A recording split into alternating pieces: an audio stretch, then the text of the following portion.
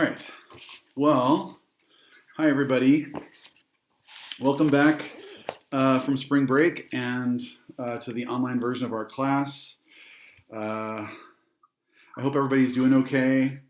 Thanks for trying to be here.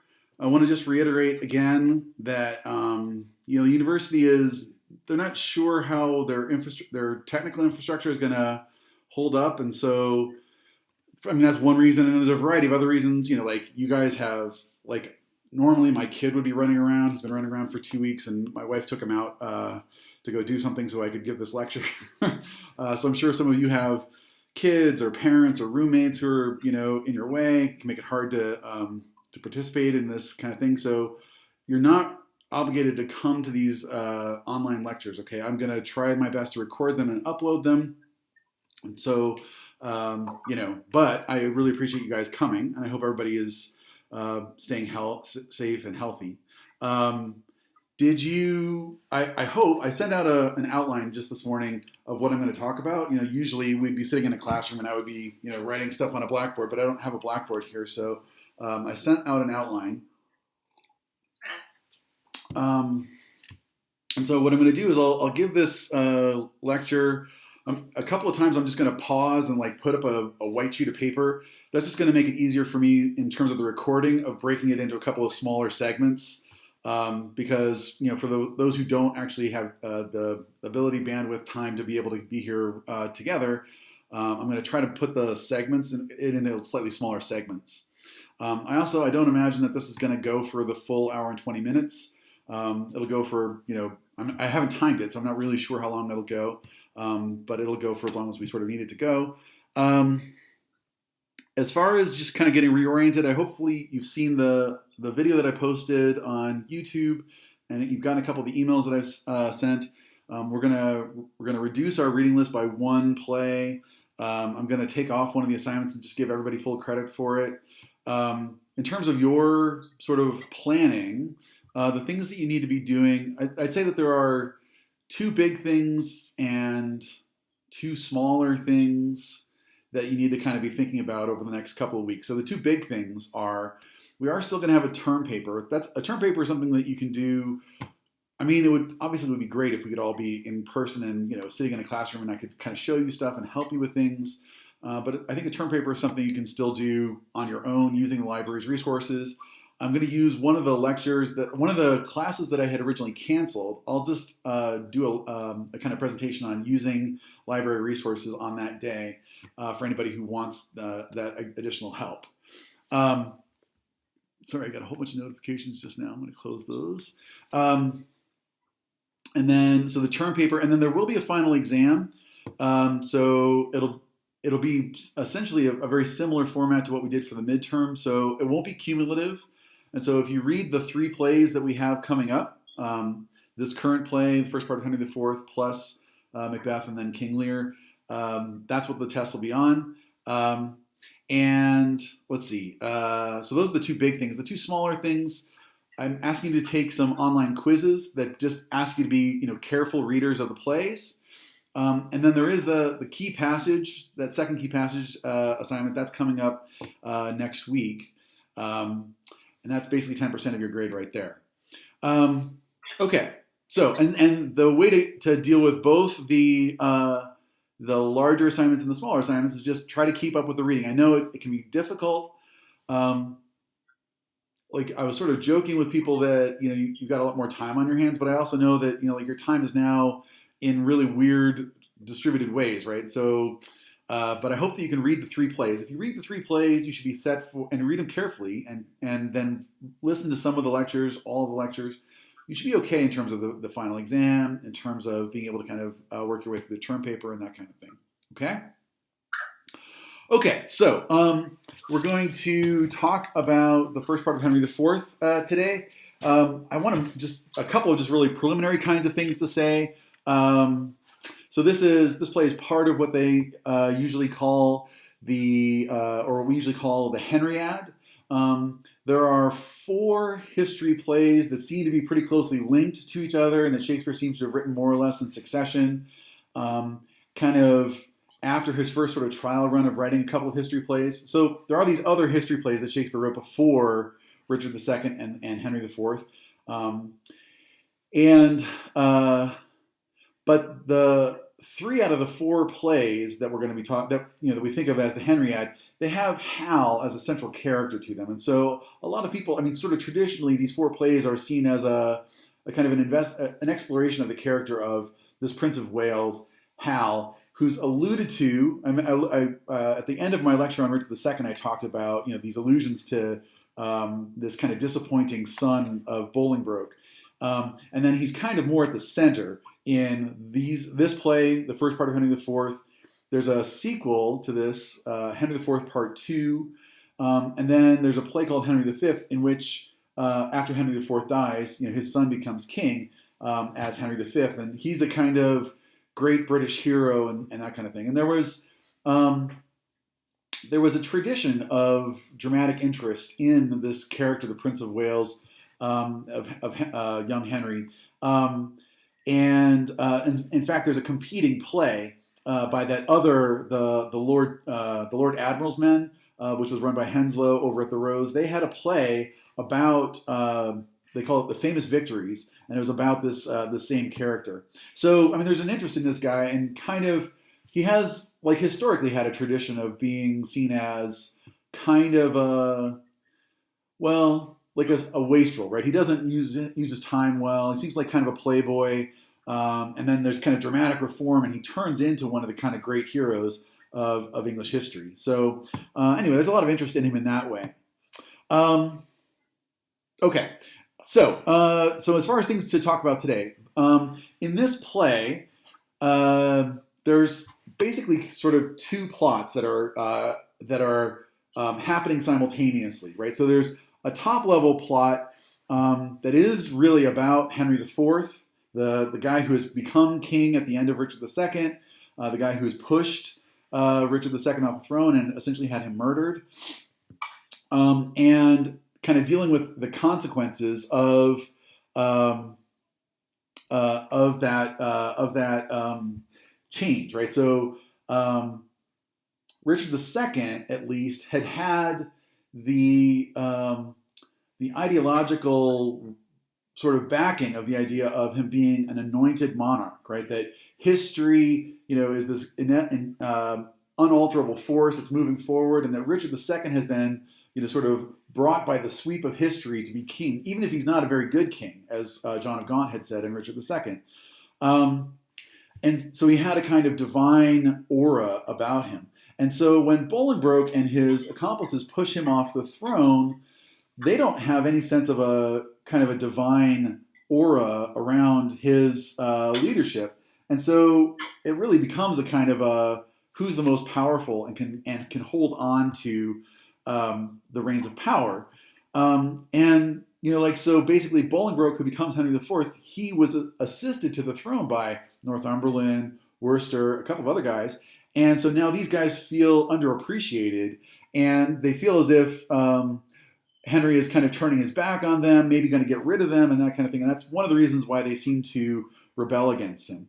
And so there's a long discussion. We'll come back and talk about those things in the next lecture. But there's a point where this other guy, the Lord Mortimer, who's been kind of designated, who had, when Richard II was alive, been designated as his heir, essentially.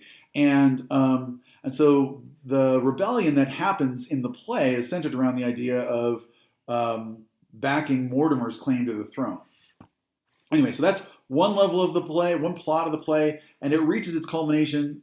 So I'm hoping that everybody's had a chance to read the whole play, or at least gotten most of the way through the play. I'm going to be talking about a bunch of different chunks at the beginning and end of the play today, and on our next lecture as well. So, but anyway, that main plot, it culminates in a battle at Shrewsbury, which is a city in the north west of England. Kind of this is where having a chalkboard and being able to draw a little map would be helpful. But if you think of England as, I sometimes draw it as like a big kind of chess pond. It's got a big glob on top. That's Scotland. There's a kind of the body. That's England with Cornwall over here. And then there's this little bit that hangs off on the side. That's Wales. that's the United. Well, that's Great Britain. Sorry, it's also part of the United Kingdom.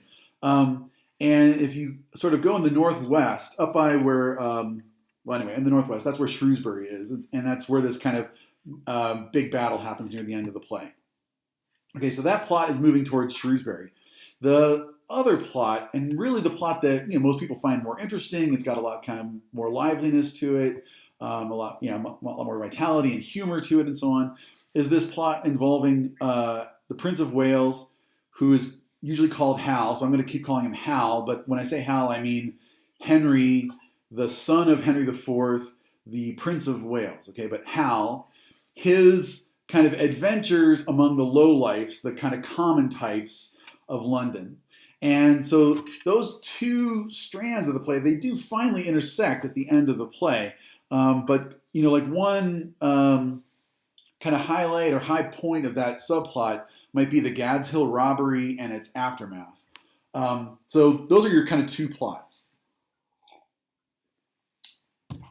Now,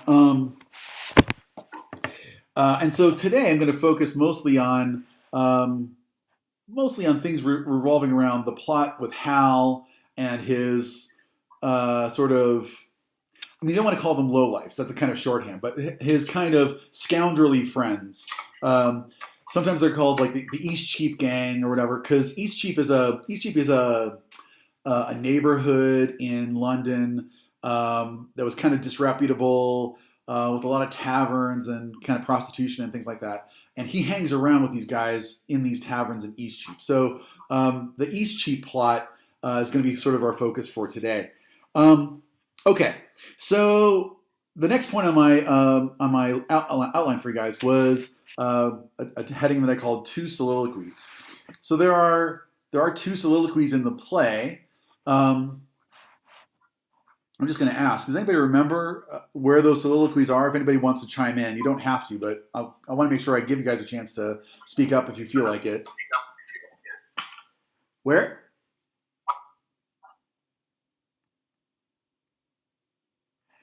Okay, that's okay. So the two soliloquies, one happens with Hal in Act 1, Scene 2, and then one happens with Falstaff in Act 5. Act 5, Scene 1 at line 127 for Falstaff. We're going to turn our attention to the Hal soliloquy right now. So if you have your book and you want to turn to Act 1, Scene 2, line 188, which in this text is conveniently entirely located on page 14. So just to kind of like set the scene for everybody, the first scene of the play has been at the court, and you've got the newish king, Henry IV, learning about the fact that there are military forces kind of running around in Great Britain that he's trying to get the better of, and they're kind of, he's not succeeding necessarily, right? And then at the beginning of Act 1, Scene 2, Hal and Falstaff essentially wake up from a drunken stupor in a tavern. Well, our book says a room of Hal's, but it's often played in a like in a tavern as the sun is coming up, and they've been at a night of drinking and they're kind of both waking up on benches or something like that, right? Hungover, that kind of thing. But so there's this banter between Hal and Falstaff at the beginning of Act 1, Scene 2, and then another friend of theirs, Pedo, is that right? No, it's not Pedo. It's it's Poins. Poins comes in, and they apparently, before the play began, they had been thinking about putting on a robbery, and now Poins he's done some kind of casing it out. They've got a plan for it, and Falstaff is going to go out and sort of start setting things in motion. And then Poins hangs back and outlines this idea of a joke that they could play on Falstaff. And then Poins leaves, and then we get this soliloquy of Hal's at Act 1, Scene 2, line 188. Let's see. Just really quickly, has anybody figured out the the mode that allows you to send like messages or like chatting or whatever. Is that? Oh, it is. Okay, there we go. Awesome. I see it. Yeah. Okay, great.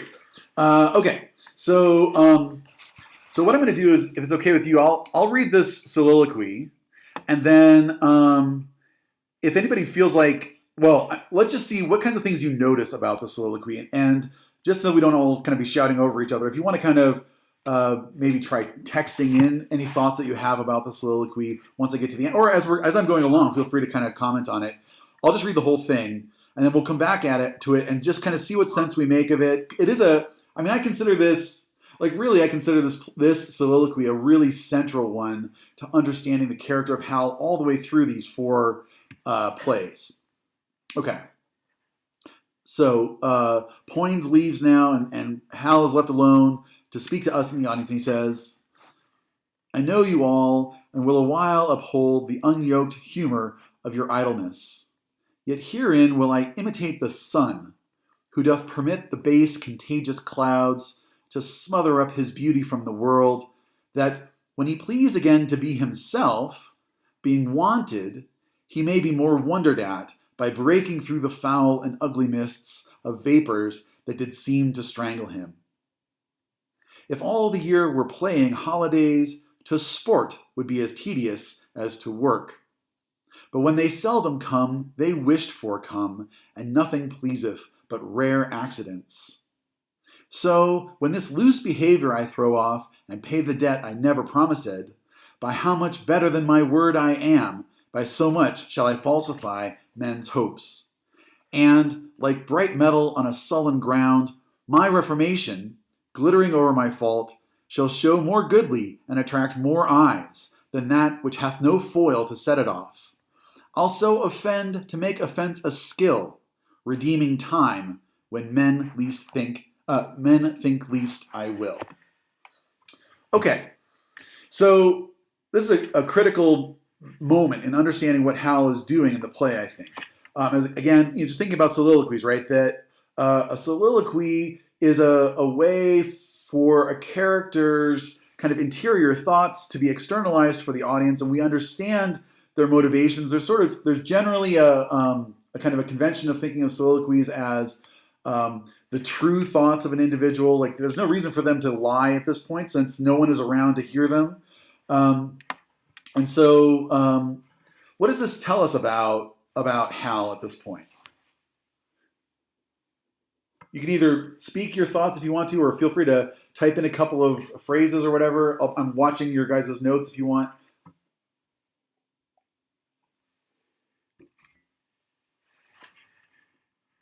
Yeah, Julie, what do you think? I can't hear you. Julie. Oh, you don't have anything to say?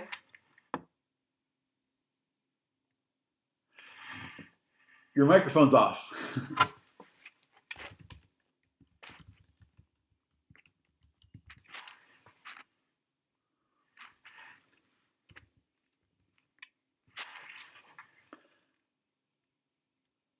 Anybody else?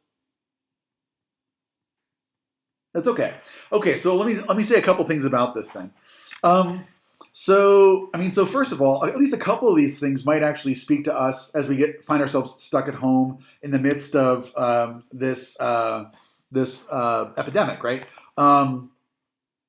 He says at line 197, "If all the year were playing holidays, to sport would be as tedious as to work." And I don't know about you guys, but feeling kind of cooped up at home, like maybe a month ago we might have thought, gosh, I can't wait for spring break. And now about a week ago, we're probably thinking, I can't wait for spring break to end, right? And for me to get back to work and that kind of thing, right? So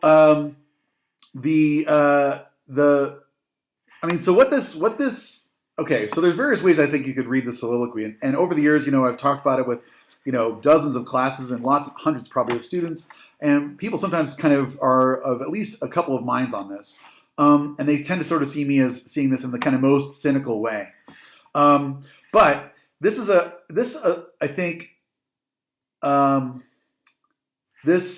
makes Hal look fairly cynical and manipulative, right? So, I mean, if you had to kind of boil this whole thing down, the one takeaway I'd want you to take away from this soliloquy is that Hal is. There's Julie. Okay. That Hal is. That he is kind of muddying his reputation on purpose, right? He's trying to do some things that make him seem disreputable.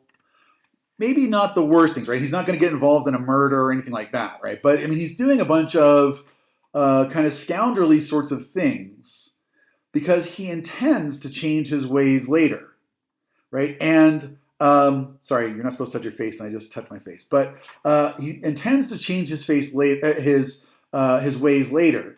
And so what he says, so the metaphor that he uses, or the simile that he uses, no, it's a metaphor. He says, "Yet herein will I imitate the sun, who doth permit the base contagious clouds to smother up his beauty from the world, that when he please again to be himself, being wanted, he may be more wondered at by breaking through the foul and ugly mists of vapors that did seem to strangle him."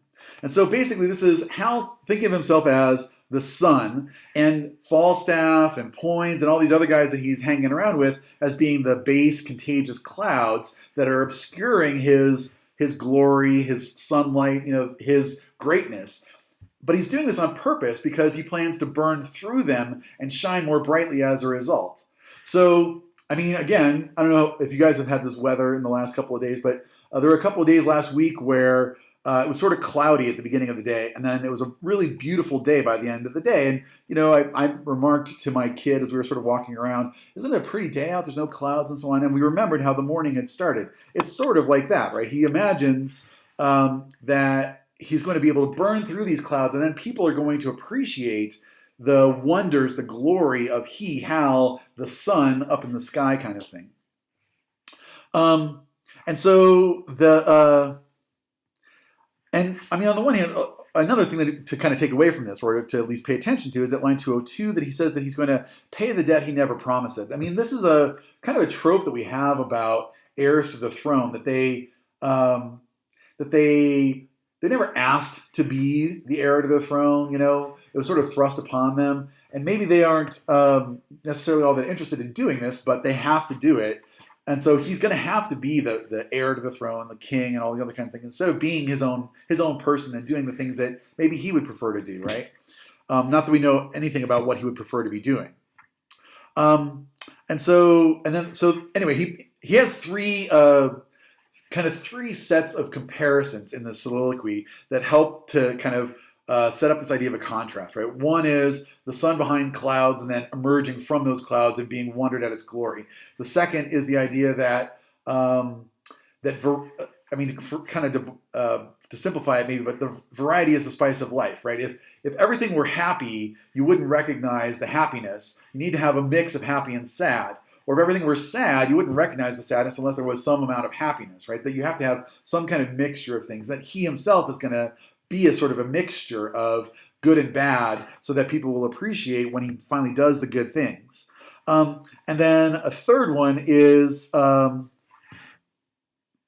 third one has to do with jewelry, which I don't know that much about, but based on the what I've read about jewelry and stuff like that, right, is that for something to really be shiny, it helps to have it against a kind of a dull background so that you can really see the shine, right? If you put a diamond next to a diamond, it's not necessarily going to glitter in the same way as if you put a diamond inside of a kind of dull gray, setting or something like that, right? So it's the idea of all these ways of trying to make him look better by the end. And so, and he uses a word here at the very end of the soliloquy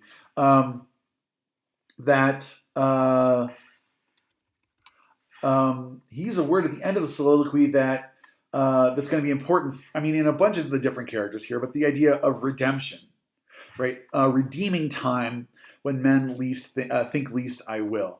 So that's the idea of so technically the word redemption comes from the idea of pawning things, right? Of buying and selling, of getting loans and things like that. So it comes out of a kind of commercial or a financial registry. it also has a spiritual, obviously, a kind of spiritual dimension to it, right? The idea that that for Christians at least, right, the idea that that Christ, his death redeems us from sin. That's a word that sometimes gets thrown around. Christ the Redeemer, things like that, right? So it's got a religious valence, it's got a commercial valence to it, but it's got the idea basically that that he is going to kind of reclaim himself, right? He's going to reclaim his reputation. He's going to reclaim his glory as a son that was behind clouds and that kind of thing.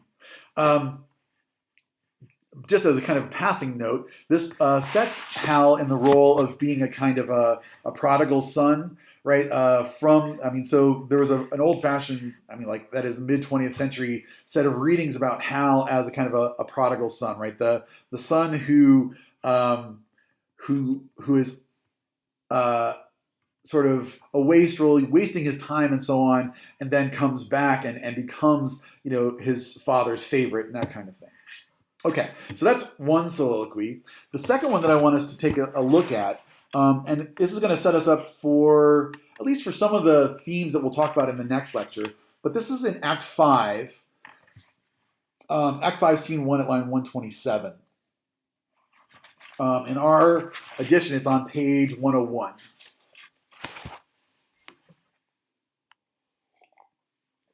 Now, just to set the scene here, this is after Hal has begun to make amends with his father, after Hal has started to act, like a royal person again, and not necessarily like one of the guys in the tavern.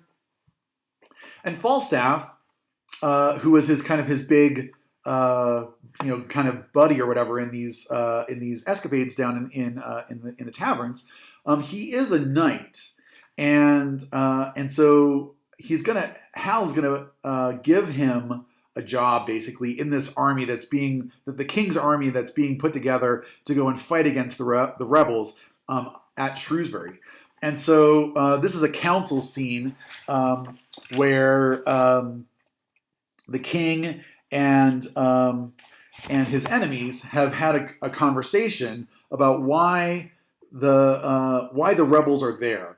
And Falstaff, he just can't help making jokes in this scene, and it's really upsetting to Hal, right? Hal is trying to kind of play that role of being of being a dutiful son now, and for Falstaff to be making these jokes, that's definitely kind of offensive to Hal. At one point, he shuts him down and says, "Tut tut, parrot." So this is basically right before the battle is going to get started, and so everybody else leaves, and Falstaff is left alone on stage, and he has this soliloquy. Now, this soliloquy, it's in prose. It's not in verse and poetry. Anyway, and Falstaff kind of is sort of making a couple of kind of cowardly remarks about maybe he's just not ready for the next day's battle and that kind of thing. And Hal says at line 126, "Why, thou owest God a death." Right? Everybody's going to die. Why not die in some kind of glorious way on the battlefield, blah, blah, blah. Hal leaves. Falstaff's left alone, and we get this soliloquy. "'Tis not due yet," right? The payment that he has to make to God of owing God a death. "'Tis not due yet. I would be loath to pay him before his day. What need I be so forward with him that calls not on me? Well, 'tis no matter. Honor pricks me on. Yea, but how if honor prick me off when I come on? How then? Can honor set a leg? No. Or an arm? No. Or take away the grief of a wound? No. Honor hath no skill in surgery then? No. What is honor? A word. What is that word honor? Air, a trim reckoning. Who hath it? He that died a Wednesday. Doth he feel it? No. Doth he hear it? No. 'Tis insensible then? Yea, to the dead. But will it not live with the living? No. Why? Detraction will not suffer it. Therefore, I'll none of it. Honor is a mere scutcheon. And so ends my catechism. Now, so the next day is going to be this big battle, and that main plot, right? The plot of the rebels going against the king. This I want to just mention this. I'm not going to say too much about it now because it's setting up some themes I want to take up in the next lecture. But the rebels, right? They stand for a kind of more old-fashioned idea about chivalry, about military honor, about glory. Hotspur, the young man who's at the heart of this rebellion, honor is everything to him.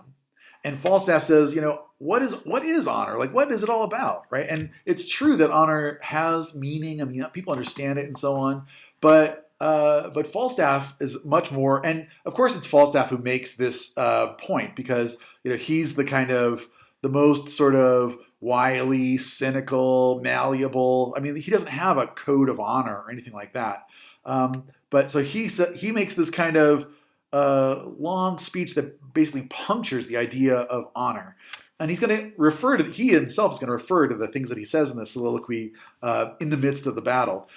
But so this is basically kind of setting up, on the one hand, honor, the thing that Hotspur and a bunch of the guys in this battle are kind of in that battle for. And then you've got this kind of, maybe he's a chicken, a coward, but it's also just a kind of he just doesn't understand the value or the need for all this kind of fighting for honor and that kind of thing, right? So anyway, so you've got these two soliloquies, one near the beginning, one near the end of the play, and I think they're really nice bookends for the play and some of the themes the play is going to take up.